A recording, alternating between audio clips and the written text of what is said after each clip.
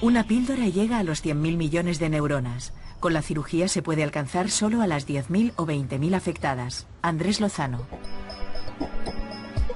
En el interior del cerebro se habla en milivoltios y en cantidad de neurotransmisores, las moléculas que circulan entre neurona y neurona. Por lo tanto, actuar sobre el cerebro para tratar sus trastornos implica usar fármacos o electricidad. ¿Se imaginan poder estimular o atenuar, mediante impulsos eléctricos, la actividad de un grupo de neuronas implicadas en una función concreta? Este es el objetivo de la estimulación cerebral profunda, una técnica que permitirá en el futuro una medicina personalizada para las enfermedades mentales.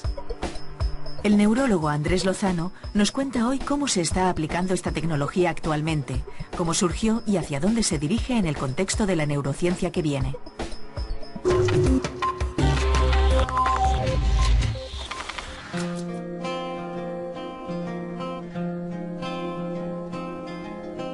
Recuerdo que era, yo qué sé, mediados de los años 40, debía tener 10 años. Y mi padre, que hacía de médico en lo que llamábamos entonces un manicomio, nos solía llevar los fines de semana a que pasáramos a convivir con los pacientes durante 2 días, ¿no? Y recuerdo, no se me ha olvidado nunca, que había uno de ellos que le gustaba mucho organizar las colas para los demás pacientes a los que se les iba a aplicar el electroshock, o sea, una corriente eléctrica en el cerebro que les dejaba fuera de órbita durante unos minutos. Pero lo curioso del caso es que este paciente se llamaba el Padreta. Cuando ya había ayudado a que todos se pusieran en la camilla y perdieran casi el conocimiento, luego le tocaba a él su turno y se ponía tan tranquilo, le aplicaban el electroshock y se iba. Bueno, aquella terapia que parecía brutal en aquel entonces, en el fondo estaba profundizando en un conocimiento que ahora hemos refinado y lo llamamos estimulación cerebral profunda. Se hace con electrodos que se insertan en el cerebro. Bueno, de eso va el programa de redes de hoy.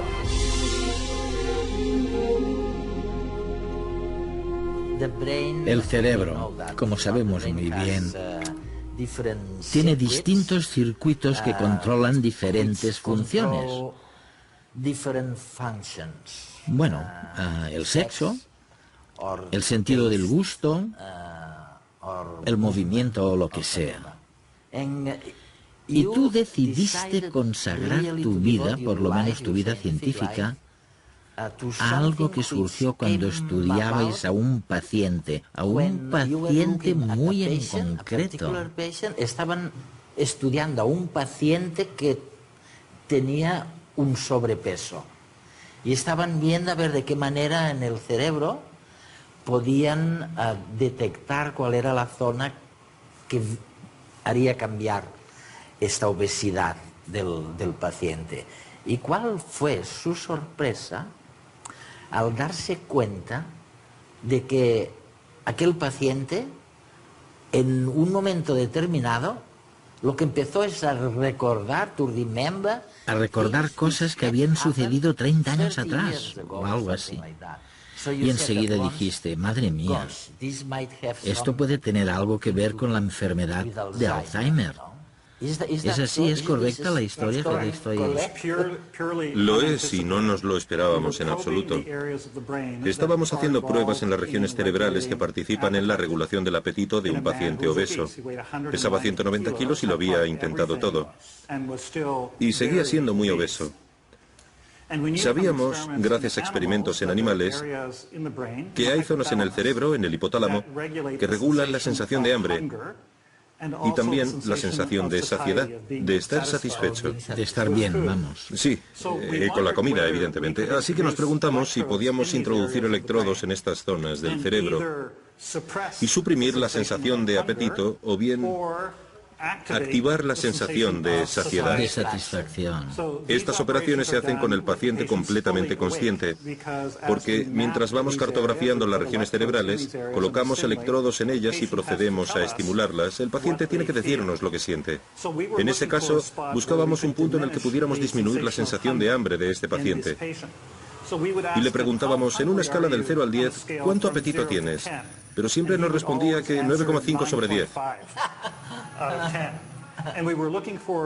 Intentábamos localizar una zona en la que activar la estimulación para disminuir esa cifra, pero ante nuestra sorpresa y nuestro asombro, en cuanto empezamos la estimulación nos dijo, lo que siento es que tengo 20 años.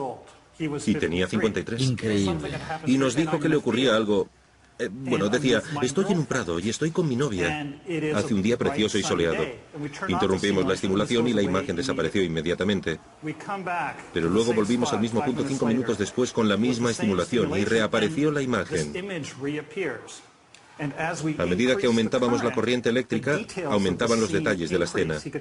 Nos podía decir qué llevaba puesto, el color de la ropa de su novia, que oía el canto de los pájaros, etc. Y pudimos ir desentrañando, dando rienda suelta al recuerdo de un suceso que había ocurrido unos 30 años antes, mediante la aplicación de electroestimulación en esa parte del cerebro. Inmediatamente perdimos interés en el tema del apetito y pasamos a concentrarnos en los asuntos de la memoria. El motor de nuestro mundo es la electricidad. Los aparatos que tienes en casa, la tele con la que nos estás viendo o el ordenador con el que te bajarás el programa, funcionan con electricidad. También lo hace nuestro cerebro. La electricidad es la base de la comunicación entre neuronas. En cada sinapsis, la liberación de neurotransmisores produce un potencial eléctrico en la neurona, que luego se difunde.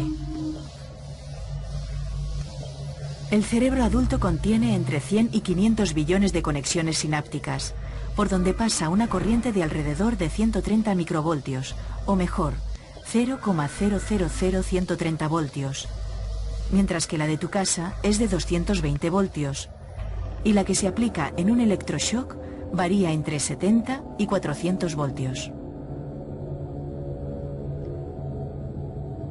El electroshock o la terapia electroconvulsiva comenzó a emplearse en los años 40 en enfermos de esquizofrenia, catatonia o depresión. La imagen de estos enfermos con electrodos recibiendo una descarga es parte de nuestro imaginario de horror médico, y si bien su efectividad ha sido muy discutida, su propósito es el de resetear el cerebro esperando que vuelva a funcionar con normalidad.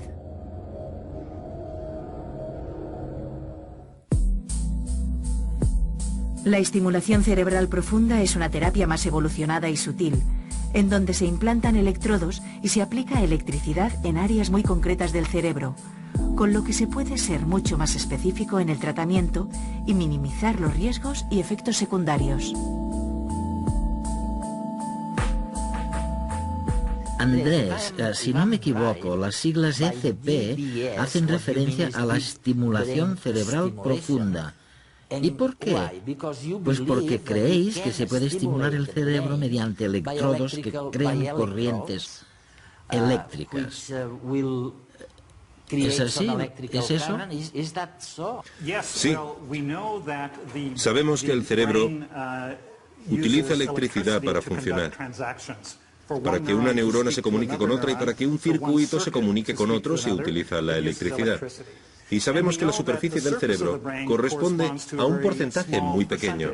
La mayoría del cerebro se puede considerar profundo, así que hay que penetrar en las profundidades del cerebro para colocar electrodos y poder modificar la actividad de estos circuitos en el cerebro.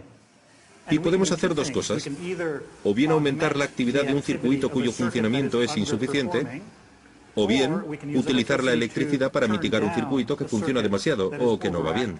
Ah, sí. Y para ello, perforamos un agujerito en el cráneo, anestesiamos la piel, preparamos y luego colocamos un electrodo cuyas dimensiones apenas son las de un espagueti.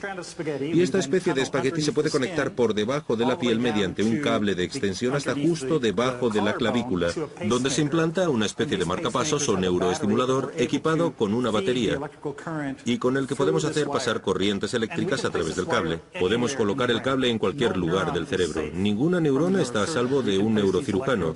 Se pueden colocar electrodos en los circuitos que controlan el movimiento y la visión y los pensamientos, la memoria, etc. Aplicarles electricidad a muy pequeñas dosis para que el paciente no lo note. De hecho, no es consciente de que la estimulación está en marcha y el dispositivo funciona 24 horas 7 días a la semana. Lo que hacemos es simplemente cambiar la tonalidad y el impulso del sistema. ¿Habéis tenido algunas dificultades para aplicar estas terapias? Porque están... Bueno, tenéis que hacer un agujero, trepanar el cerebro y luego poner electrodos y colocar la batería. ¿Cómo podéis manejar todo esto? Ante todo, debo decir que creo que unas 80.000 personas han recibido estimulación cerebral profunda hasta la fecha. Solamente tratamos a pacientes que han agotado todas las demás posibilidades de tratamiento. Empezamos con la enfermedad de Parkinson, y cuando los pacientes siguen teniendo discapacidad pese a todos los fármacos, entonces pueden recurrir a la cirugía. El siguiente campo que abordamos es la depresión y las enfermedades psiquiátricas, introduciendo electrodos en los circuitos cerebrales que controlan el estado de ánimo. Ahora estamos trabajando con la memoria y las funciones cognitivas, especialmente en pacientes que sufren déficits de memoria y en los cuales nos gustaría aumentar la actividad de esos circuitos cerebrales. Uno de tus dibujos o fotografías es muy interesante, porque muestra una situación en la que, por ejemplo, la estimulación cerebral profunda de lo que llamáis el área subgenual del cerebro,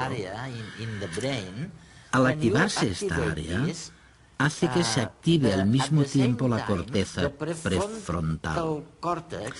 De este modo, sabéis que en este paciente en concreto ambas zonas se comunican entre sí.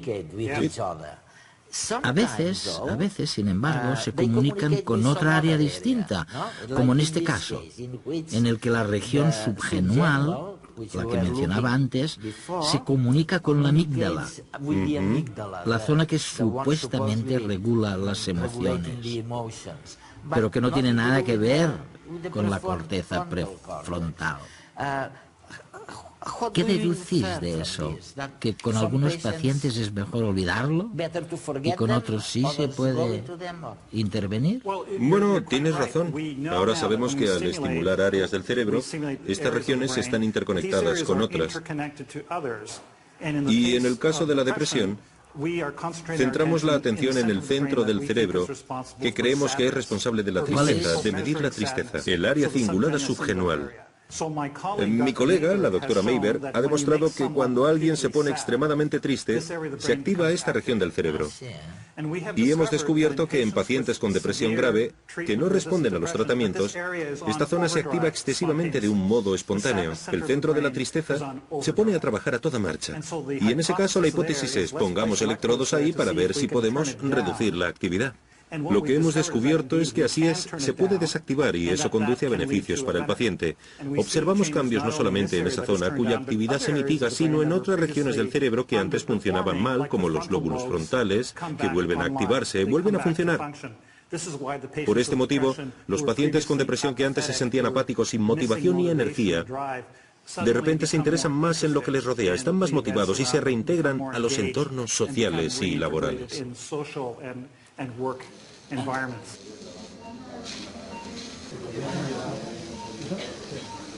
No son extraños los aparatos que emiten impulsos eléctricos, instalables dentro de nuestro cuerpo. De hecho, así es como el marcapasos controla el ritmo de nuestro corazón, por lo que es posible que en un futuro no muy lejano, la implantación de electrodos en el cerebro sea también algo común. Este tipo de operación requiere ser muy específico.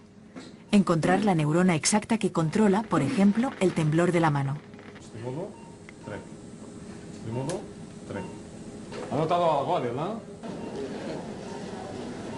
Por ello hay que operar con el paciente despierto.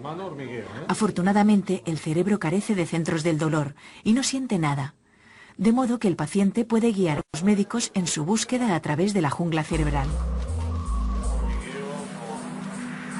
Para implantar los electrodos intracerebrales con la suficiente precisión y seguridad en los núcleos del cerebro que constituyen la diana terapéutica, se emplea un sistema de guiado de los electrodos que se llama sistema de cirugía estereotáctica. La cirugía estereotáctica permite convertir al cerebro en un sistema de coordenadas tridimensionales. Gracias a eso podemos fijar puntos con mucha precisión y dirigirnos hacia ellos por el trayecto más seguro para el paciente. Además, durante la cirugía corroboramos el correcto emplazamiento del electrodo mediante técnicas de registro de la actividad neuronal y también mediante los efectos que la estimulación ejerce sobre el paciente durante la propia cirugía. La delicada instalación de los finísimos electrodos en el cerebro termina con la colocación de una pequeña batería en la clavícula, que habrá de ser reemplazada cada 5 años y que permite la administración continua de descargas eléctricas a voluntad para que sus efectos positivos no desaparezcan. Se trata de un tratamiento sintomático, no trata el origen y la progresión de la enfermedad, como por ejemplo en casos de enfermedades neurodegenerativas, como la enfermedad de Parkinson, no detiene la progresión de la enfermedad. Mejora sintomáticamente al paciente lo suficiente como para que su calidad de vida mejore mucho con respecto al estado en el que estaría si no estuviese bajo la estimulación cerebral profunda. En este vídeo puede verse como el paciente ya lleva implantado el sistema de estimulación cerebral profunda y está desconectado. Mientras está desconectado, naturalmente, no tiene ningún efecto sobre los síntomas del paciente y se ve como el paciente tiene rigidez y sobre todo experimenta un temblor incoercible que limita mucho su calidad de vida.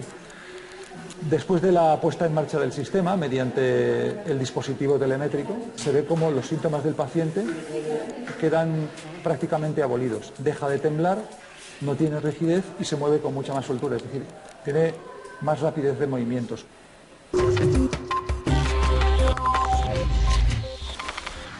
En la historia de la estimulación cerebral profunda, las primeras aplicaciones fueron con el dolor. En pacientes, bueno, en realidad la historia se remonta a la identificación de los centros del placer en el cerebro de los animales. Descubrieron que se podían colocar electrodos en los cerebros de ratas y que los animales se autoestimulaban. Pulsaban la palanca que hacía que se les aplicara estimulación eléctrica. De hecho, dejaron de comer y beber porque preferían autoestimularse. Por eso se definieron como los centros del placer del cerebro. Y los animales preferían las descargas de electricidad a recibir alimentos o agua, y de hecho acabaron muriendo. Pero murieron con una sonrisa en la cara.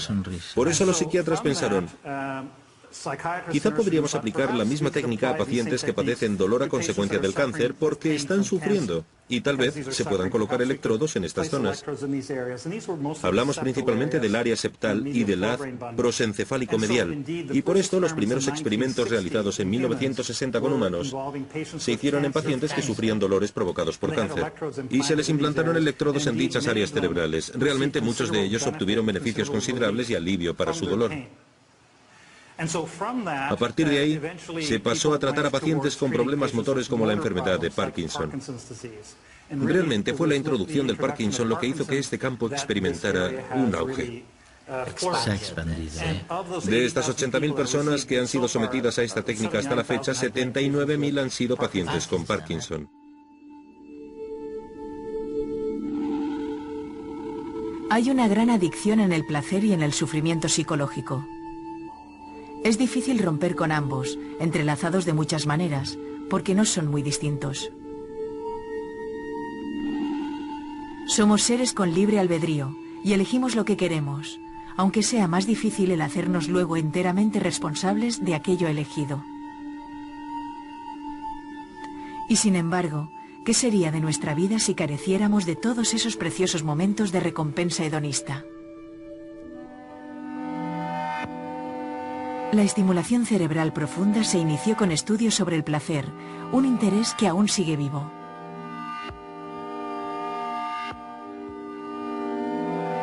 La pérdida de la capacidad de sentir placer sexual es una pérdida enorme, y recuperarla es recuperar calidad y ganas de vivir de nuevo. Quizás en un futuro se pueda crear un chip sexual que implantado en el cerebro pueda activar sus ganas a voluntad. Por ahora no solo no es posible, sino que la cosa es más compleja que el simplemente excitarse. En el cerebro la excitación y el gusto no van juntos. Y uno no parece disfrutar mucho si el sujeto de su excitación no es exactamente el que uno desea. En el futuro puede que esta técnica nos ayude a recuperar las ganas de hacer el amor, a mejorar la memoria, a leer el pensamiento, a ser dueños de nuestros movimientos. Porque, en definitiva, qué mayor placer que dejar volar la imaginación en este sentido.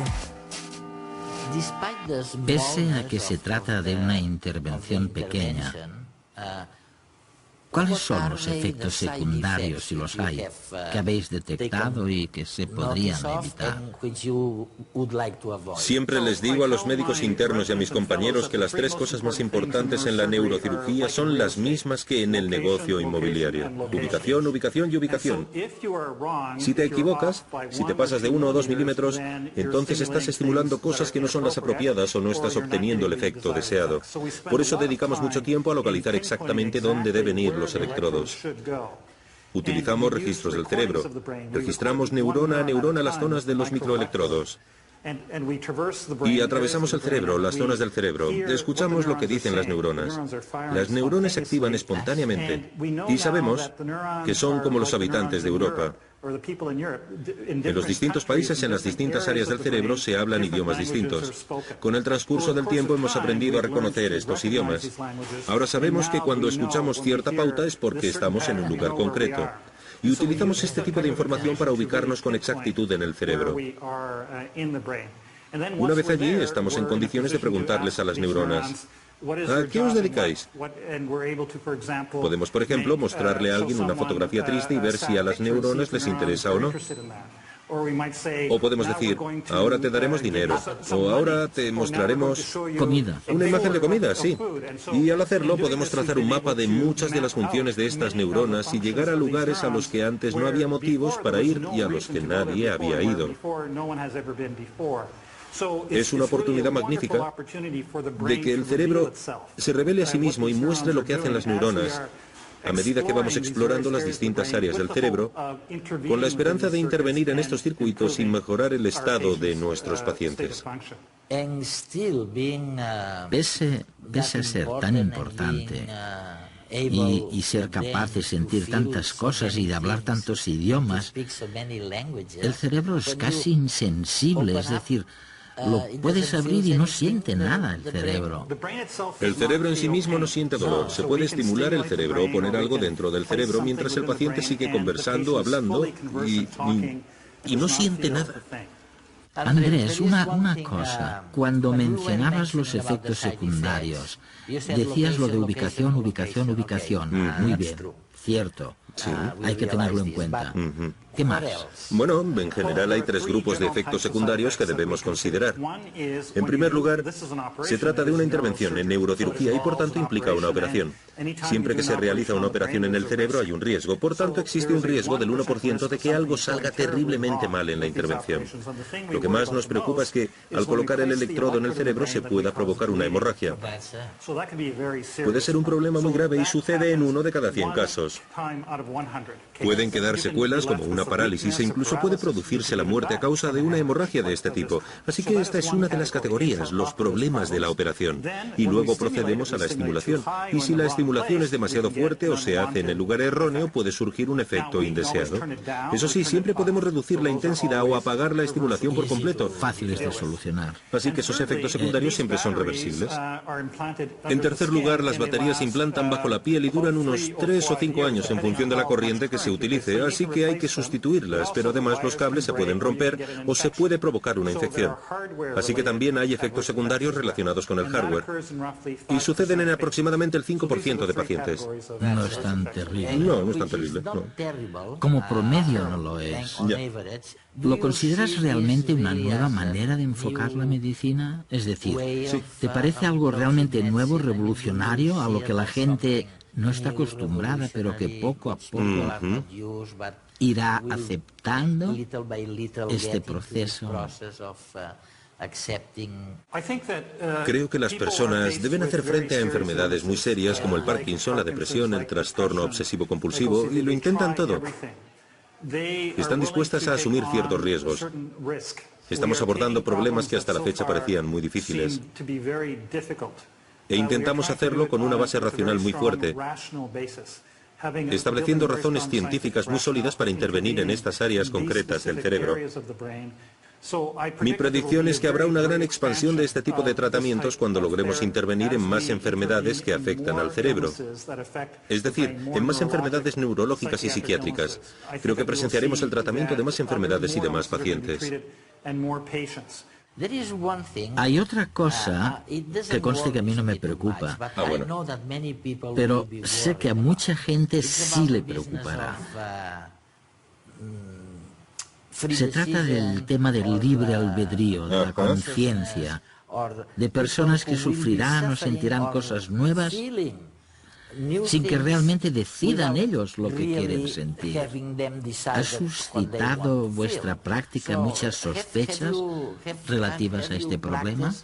¿Habéis notado que la gente está nerviosa por problemas éticos? Principalmente han llegado por los medios de comunicación. Sí, no tanto por los pacientes. Es importante recordar que estamos tratando a pacientes que están muy enfermos y que realmente han intentado y agotado todo el resto de formas de tratamiento.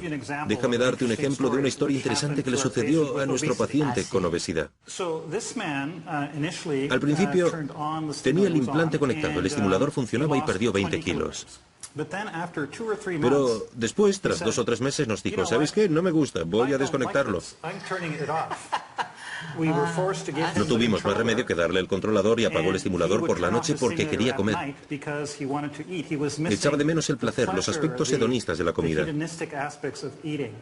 Y tenía pleno control sobre el estimulador, así que pudo apagarlo. Por supuesto, la consecuencia fue que recuperó el peso perdido.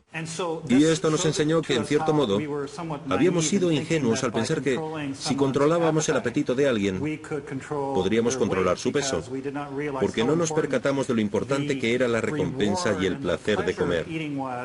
Y esto, de hecho, pasaba por encima del apetito en el caso de este paciente concreto. Como fumar. Sí, como fumar. Creo que no estamos cambiando el libre albedrío de las personas, que siguen siendo individuos. Lo que cambiamos son pequeños componentes de circuitos y conductas que forman parte de una red muy compleja. Pero me parece que el eje primordial del cerebro no cambia. El libre albedrío Permanece. Sin embargo, dicho esto, tal vez algún día nos pongamos a buscar dónde está el libre albedrío en el cerebro y podamos intervenir ahí también. Pero eso ya es otra historia. O tal vez no lo encontremos. ¿Es posible?